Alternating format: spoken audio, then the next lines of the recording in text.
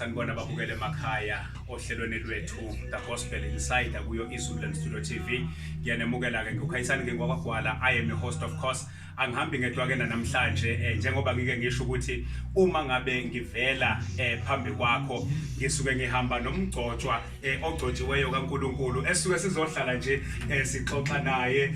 sazi kabanzi ngaye abese esipha izwi lenkosi egameni lika Jesu. Namhlanje ke ngihamba neBishop ngilande phansi endaweni yasoLundi emakhosini. Awubethebikelela Bishop. Sebike mkhosini. Awu yinhle inkosi kakhulu. Siyabonga wami. Awu kunjalo baba. Basibe khona e-studio. Hayi konke kuumusa nje vele enkosini. Babukele emakhaya uBishop ubaba uSithole uJobe bathi umondise endaweni yasoLundi emakhosini. Baba singena ohlelweni lwethu nje iGospel Insider siyakwemukela. Singacela nje uqale usise enkosini ngomthandazo bese siqhubeka kahle ke nohlelo lwethu. Cela sibalame. Babe egameni kaJesu Kristu waseNazaretha, umuhle nasemini unguJehova ophilayo. Moyingcwele uyangenelela zonke izimo. Moyingcwele sibonga umusa wakho omiphakade. Moyingcwele akumbukele esekhaya. Siyathandaza uNkulunkulu amandla onke, uNkulunkulu siphukela ukubuyiswa kwehope, ukubuyiswa kwethemba bese lilahlekile. Ngegama lika Jesu Kristu waseNazaretha sikhulela umhlaba wonke. Moya wengcwele uyaphithizela. Zikhona izimpi esibhekene nazo nakule corona ekhona. uNkulunkulu onamandla wonke yelule sakhe isandla, philisa izwi lakho. uNkulunkulu onamandla onke uma abantu bami bezithoba beziletha ngenhliziyo ephele bevuma izono zabo, uyakuza usezulwini uphilise izwi labo. Moya ngcwele sekumema ke moya ngcwele nakule ndawo. uNkulunkulu onamandla onke siqinise siphilise ngamandla aphila ka moya ngcwele. Amen. Siyabonga kakhulu Bishop lami umkhulu konamandla ngoba yonke into esiyenzayo kubalekile ukuba uthi obhala kwenye indawo uthi mazisa uJehova indlela zakho zonke, athi yena uyakuqondisa imikhondo yakho. Okungukuthi konke esikwenzayo we need to report ukuthi inkosi sesenza ukuthi njengamanje uma ngabe sihamba inkosi siyaphuma siyendaweni ukuthi mhlawumbe mase sizokwedlula la esizokwedlula khona inkosi indlela yethu yonke ayibe sesandleni sakho. Amen. Mhlawumbe sivele sihlabe emxhelweni kwasha abantu bangapha ngakithi bathi bayihlabe emxhelweni. Mhlawumbe ubaba uJobe mangake asithathe asilandise ngaye uBishop kusukela nje emumva ebunganeni ekhula kuze kufike lesi sikhathi eseyibishop. Mhlawumbe asithatha sibeke nje Bishop ungubani ubaba uJobe? Angibonga kakhulu ithuba babugwala, man of God. Ngiyela babukele emakhaya egameni kaJesu Kristu lo umfundisi uSithole Bishop Sithole sachazile kumholi. Ngizalwa umfundisi ubaba uJethro Sithole noMadlamini noNhlahla Dlamini. Ngizalwa ke ngibe nenhlahla ke mfundisi, ngazalwa ngaphansi kwabantu abakaNkulunkulu. Ngakhula naho lento, ngakhula ku Sunday school. Ngithe mangikhula ku Sunday school nami kwafika isikhathi sokuba ngidecide manje emva kokuba sengiyi-teenager ngisengibona ukuthi manje le ndlela ethathwa ubaba nomama inhle, futhi ke into eyangithinta kakhulu ngisewumuntu omusha izwe lithi uma umphefumulo wakho usuka la uyakushona. Yona into yangeza ukuthi ngithathe isinqumo, ngiphakamisa isandla kushunyayela ukuthi nami ngiyamvuma uJesu njengenkosi nomsindisi wempilo yami. Yashintsha ke impilo yami. Hlahla leyo akaze singene kakhulu ezweni ngoba besiphila emndenini la khona imfundiso yokuthi umntwana kumele akhule. Abazali bethu basifundisa ngendlela yokuthi njengoba izulu lithi enakhulisa umntwana ngendlela ukuba mase khule ngasuyo. So sa controlwa ke lo mthetho sekhaya wenkolo ukhonza uNkulunkulu umesaba uJehova. So kwabiza ukuthi ke nathi ke ngidecide ngiyiwele ke mina ngithi nginothini brother wami umuzi Sithole sibabili inkulu ababusisi baba nomama ngamawele so ke shile sonke ekhaya ngoba sibathatha insizwa sisamukela uJesu njengoNkosi nomsindisi kwaya ke ngokuya ke ngakhula ke enkosini ngasubmita engcwezi kaNkulunkulu ekhona ebephambi kwami kwafika isikhathi khona lapho khona uNkulunkulu engisebenzisa khona ebandleni African Gospel Church uNkulunkulu esebenza ngamandla uphila abantu nomholo wami wayekhona engiholo sosikhathi wayevula amathuba ukuthi onke umuntu funeka avele akuveze iphiwo zakhe njengokuthi inkunzi sematholeni so ke konke ke lokho kwangisiza kwangilekelela nokuthi ke sazi ukuhlukanisa isono impilo yomuntu omusha ahlukane nesono lento yangenza ukuthi ngigcineke ibe insizwe yakugcineka so uNkulunkulu wangihola ke kwaze kufika esikhathini lapho khona uNkulunkulu engibizele emsebenzini wakhe ngokupheleleyo ukuba ngiyolanda imphefumulo wakhe ngamuzwa uNkulunkulu wangibiza ukuba ngiyolanda abaphukileyo ngiyokhulula ababoshweyo emandleni obumnyama izwi lenkosi man of God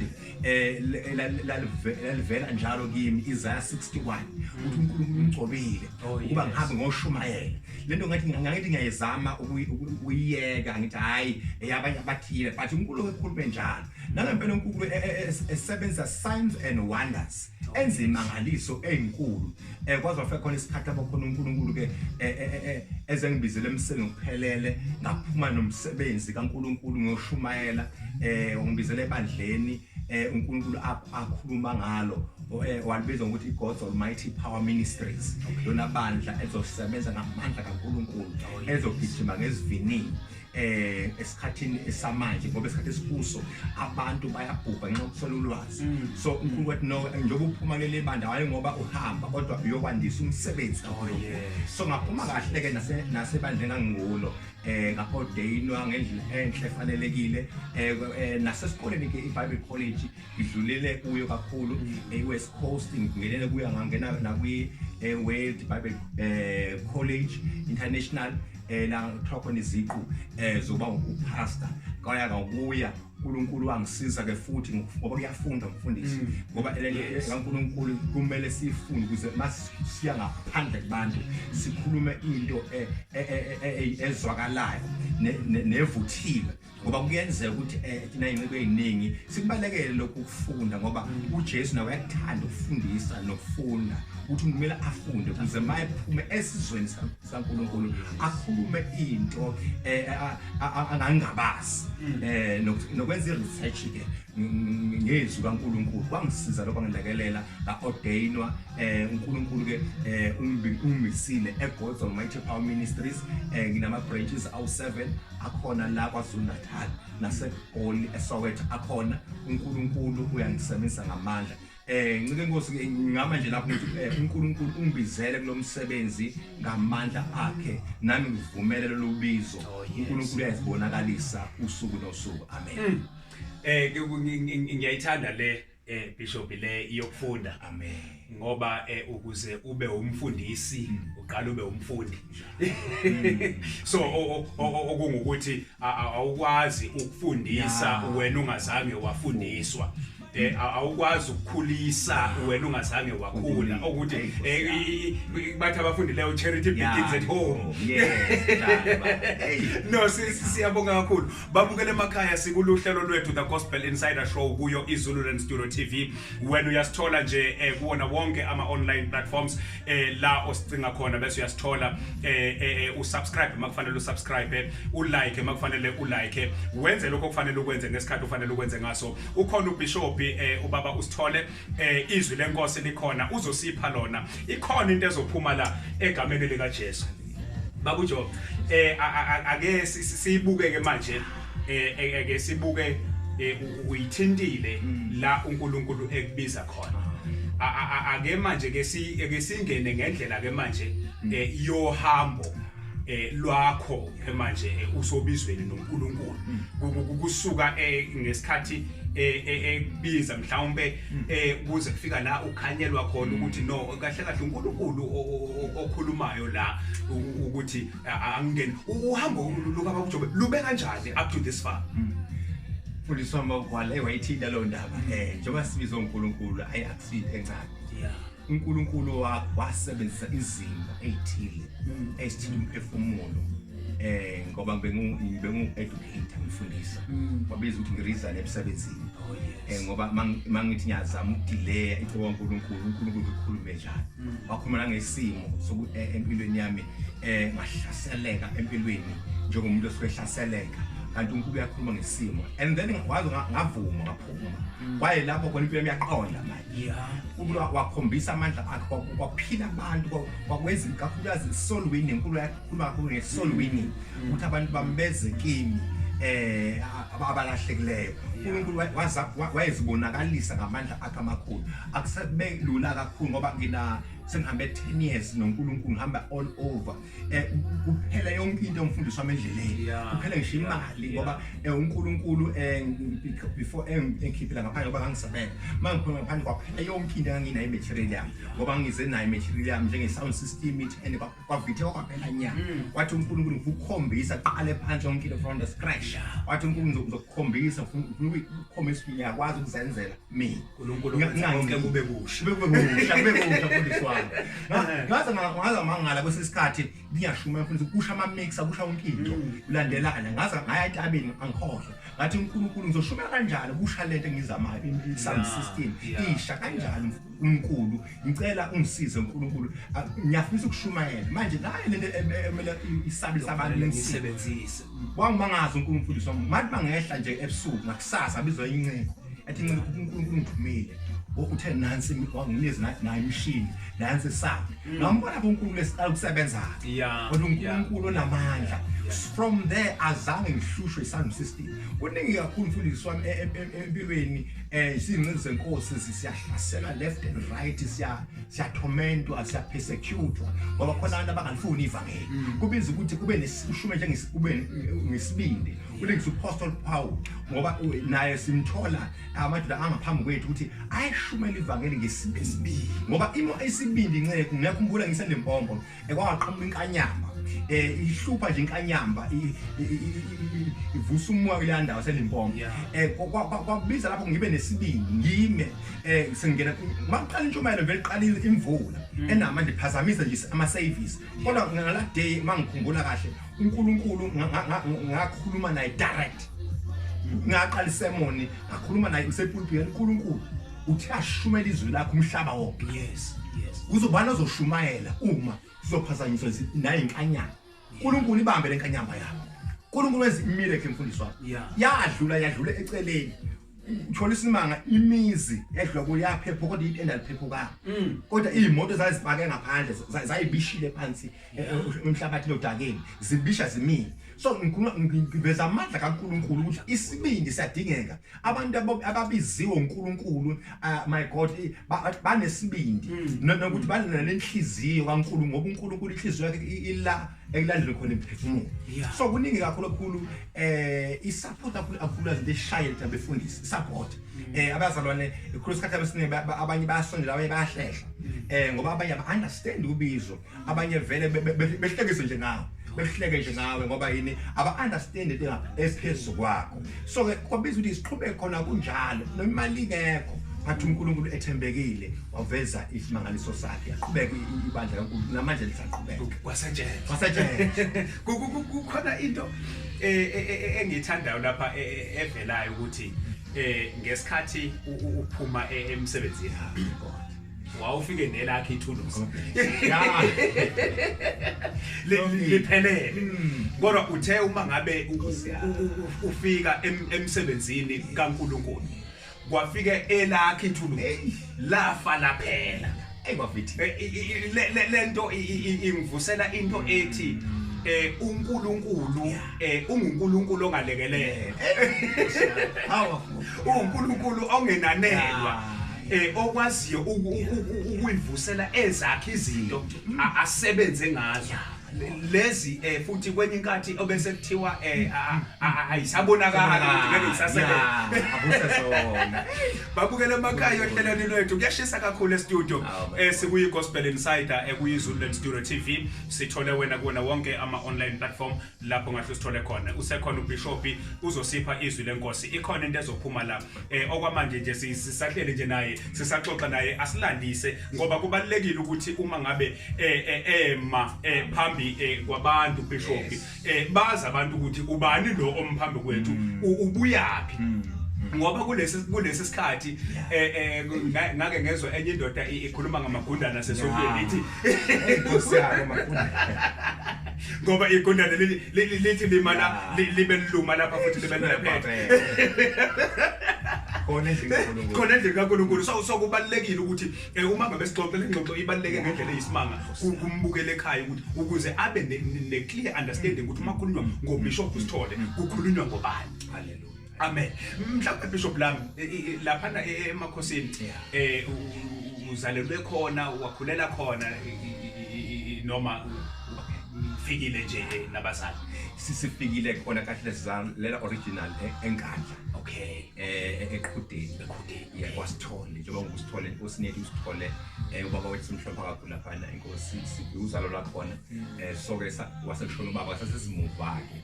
2004 siza khona emakhosini ngasekhaya komama khona so ke lapho ke kakhulukazi iqale khona enkandla la ngwazi nakhe noNkulunkulu ngaphaphakiswa khona waqala umsebenzi khona size ngapha vele already umsiza uNkulunkulu usukhona ngokusabalala ke kweindawo ngeindawo ke ngingasho ukuthi kakhulukazi la ngizinze khona kubonakala isiphiwo sami khona sibonakale ngisemazweni kakhulu oNempomo la emakhaya la ehlala khona siyaziwe njengabantu abankulunkulu siyakhonza bathi uNkulunkulu ukuphumela inkosi ale mazweni angaphandle ngasebenza ngase ngibuya ngasebenza khona ekhaya ekhaya ngoba kubalekile ukuthi noma usuhambile kodwa akwazeke ekhaya yes mhlawumbe ke Bishop lami uma ulaphana ekhaya uba ingane nje yasedaweni mhlawumbe ezi laphana iziphi inhlelo because we know ukuthi uma seshumayela siyodla umphefumulo ebese kuba khona isidingo senyama ngoba awukwazi ukufika uzongitshela ngoJesu ngilambile sithi isizulu endlala ibangulaka ngizokuzwa kanjani ngilambe eswini mhlawumbe inhlelo zokulekelela mhlawumbe emphakathini mhlawumbe iziphi uma onazo mhlawumbe personally noma ezihlanganisa nebandla yebo baba ngisho njalo mfundisi wami uNkulunkulu usebenze kakhulu ngamandla sinayo iprogram enjalo ebandleni yokusiza umphakathi kakhulukazi transportation sinayo ukuthi sicheke abazalwana bezenkonzweni after service mabaqeda nje bayathola okuya ngasethu nje sanokuhlelo njengalolo sikakhulukazi ukubhekelela intandane nabantu nje emakhaya abananto eyangasethu nje sinalo uhlelo njalo siyonikela emakhaya sithinde futhi sibalande sibaphilise ngomphefumulo ngoba asibalandeli kakhulu ukuze siphenduka wena phenduka abantu bani kodwa senza sure ukuthi umuntu simlandele njengoba sisazi umzwana ngamunye ekhaya kubo siyosisa kakhulu umphakathi kakhulukazi ekukhuthazeleni ukuthi mabafunde sinalo hlelo njalo sinawo onye futhi online ukubaxhubanisa ukuthi abaye ekoleni zokufunda sinabantu abaphezulu esibaxhumisa kube esikhonza bebandleni ukuthi abantu mabangahlali mabenze lokho okwenzakalayo kodwa nasibanikeze support njengentsha nje mhlambe ukhona uqala ku matric uNkulunkulu usigcobile khona lokho ukuthi sibakhuthaze imfundo yona ebalekile kakhulu nasemphakathini ke siba usizo kakhulu abantu abaningi for say khona ogulayo ekhaya akanayo transport kwesibhedlela but sinayo uhlelo ukuthi sebeyazi kwaSithole sivolo usizo khona umfundisi nabantu nokuthi ukhonza ku bayafika umfundisi njengomuntu oshadisayo umfundisi ucela usizo ukushadisa uyafika nje umfundisi ucela usingcwabele lonke ama programs lawo njengencenga kaNkulunkulu ngona umsebenzi engiwenza kule emphakathini uma ubuye umfundisi uthole nje akulokhu kushonwa le uyazeka umfundisi nokuthi endlini kaNkuluNkulu abantu kumele sibaphathe ngendlela efanelekile naye kusohamba amabona ukuthi hayi ngiyamdinga lo Jesu ngoba inkambo kufanele ibonakale lezenzo kumele kakhulukazi siqinisa kuzo izenzo sokuthi babone ukuthi bayaphila singagcini ngokukhuluma kuphela nangokushumayela ngoba kunabanye abangena inhliziyo yawo ziphukile kudinga ukuthi senze counseling eceleni ukuze abe healed lokho umfundisi mesihlela into esiphuza kakhulu imfundo ukuthi bayafunda ke kakhulu nomphakathi wangakithi siyonakela kakhulu nabanye ke singabaziyo uma ifike nje umzalwane ngoba umfundisi nomuntu abamthemba kakhulu abantu abamthemba kakhulu ukuthi mangifike kumfundisi la ngizokuthola khona ihope la kuzobuya khona yonke into yami la bese ngixoxa khona ngithola uqiniso yes umfundisi wami lo mazwi no kuyezwakala babuJob mhlawumbe nasi isimo esibhekene naso kulesi sikhathi ukusukela last year ngo2020 kuze kube manje esesidlule lemphefumulo eminingi millions yemphefumulo elahlekile mhlawumbe babuJobe because I know ukuthi uke waya kuNkulunkulu ngaso mhlawumbe umbukele ekhaya ulindele ukuza ukuthi uNkulunkulu uthini ngalesimo mhlawumbe babuJobe ungathini uthini uNkulunkulu mfundisi wami babukwala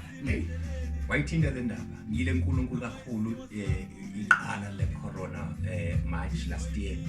uNkulunkulu after 2020 yes uNkulunkulu wakhuluma kakhulu ukuthi isikhathi la khona abantu bami kumele basondele kakhulu kimi abantu bami kumele njengamanje lesifo ngoba sesifikile it's a watch iwash elisikhumbuzayo ukuthi sisondele ingwema umndeni kaJuda izolanda ibandla lakhe njoba kukhulunywa ngosanitizer mfundisi wami after 5 minutes or 10 minutes sanitizer kukhulunywa ngecleansing lapho ukuthi umuntu makazihlaza thina abantwana baNkulunkulu sikhunjuzwa ukuthi hamba ohlambuluka sho isikhathi ngesikhathi ngoba besona singahlambuluki ngoba kunomnyango umfundisi ubusuvalekile but izwe yilona sisitshela kahle ukuthi okay manje thina amakhono siyayibamba emoyeni ukuthi yabamba kumoya kodwa is a sign ukuthi abazalwane babo abasayihlambuluki sebengcolile benze endlini yami benjalo abasazithobi abayivumi izolo isikhathi sokubabazana sivumeni izolo komunye shisho izolo lenkosi ukuze uNkulunkulu mayebuya athola ibandla lakhe lingenasihla lingenabala makhulu ngequarantine njobe sebekubamba bathi une corona usukubanjwa sokuthi something ekhona kumele uquarantine shothi uma ekhona otholakala endlini kaNkulunkulu onaso ubiza ukuthi abe nendawo eyigumbi lakhe yena lokuthi inkosi I'm here uNkulunkulu ngiyaxolisa indawo yakho sokaphela iguqu mfundisi la umuntu athulula khona impilo yakhe uNkulunkulu ngonile nala ithuba lokuthi nawe manje ngoba kuyenza mfundisi siye sonke enkonzweni kanti enkonzweni vele kulezinye izinto nje uzokhonza phambi kwabantu bese ukho kanti kube khona izinto ongekwazi uzisho kunabantu sekudinga uwedwa manje uNkulunkulu usebenza mfundisi wami ngumuntu eyedwa encounter with God Ika kuJesu lapha eGetsemane mfundisi wami. Kuthiwa waqala uhamba nabafundi bakhe bonke. Wayeseshiya abanye wayesethatha abathathu. Wahamba ibanga waphinda wabashiya. Wahamba ujija wethe futhi ibanga. Esayedwa ke manje. Kusho khona ukuthi empilweni uyadinga ba wedwa. La ngoba laba ahamba nabo kungenzeka ukuthi bengayiboni lento noma bengayizwa uNkulunkulu ayisho kubo. Ngoba kunento uNkulunkulu azoyisho wena. Ngizothi ke wathi uNkulunkulu ke ukuhamba kwabantu basezweni kuyakhombisa ukuthi imihelo le ngoba kunezwe ekhuluma eqinisana encwadini kaNkulunkulu engcwele ikhuluma ukuthi abaningi bayakuwa ngapha nangapha bayinkulungwane kodwa abamethemba uJehova bayakuma so ke bazalwane ngizothi ke nani njengoba le corona ihlasele uNkulunkulu khona hayi ngoba engekho futhi imfundiso wami ngiyambuza uNkulunkulu wathi wangiphendula fast wathi ngathi uNkulunkulu wayengaphenduli lesi simo wathi ngeke ngiphendule njengamanje ngoba uma ngaphendula ngilimala umhlaba ngoba is a sign lapho khona uNkulunkulu akhombisa khona ukuthi ufuna akuhlukane izimvu nezimbuzi. Okay, Funakala ukubonakala ababizwe ngecebo lakhe. Ingakho lithi izwi lenkosi akusibo bonke abathi inkosi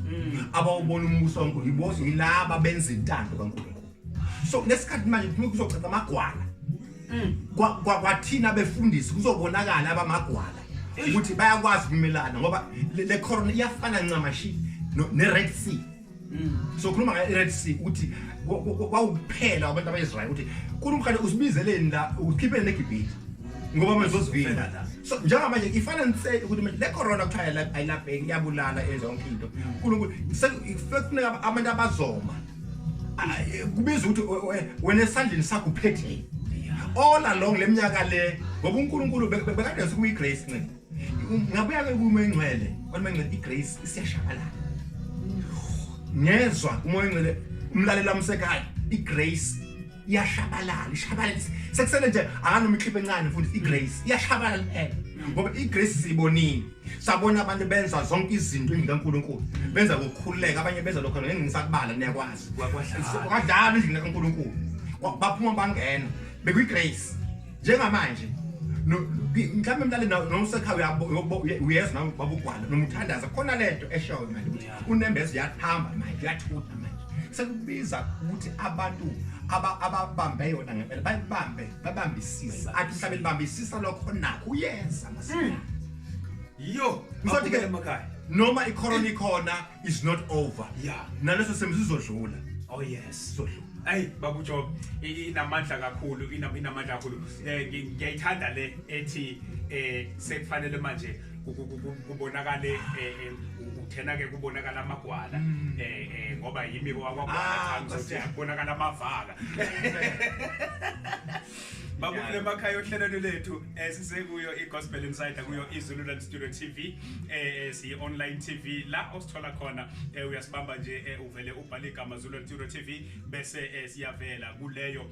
i-social network oyisebenzisayo bese uya like amakufanele ulike usubscribe amakufanele usubscribe egameni lika Jesu and bese uyabusiseka. Ngifisa ukuthi ke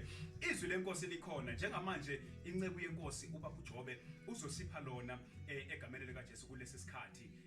awu wena nje hlala nje ubusiseke nami ngikhona.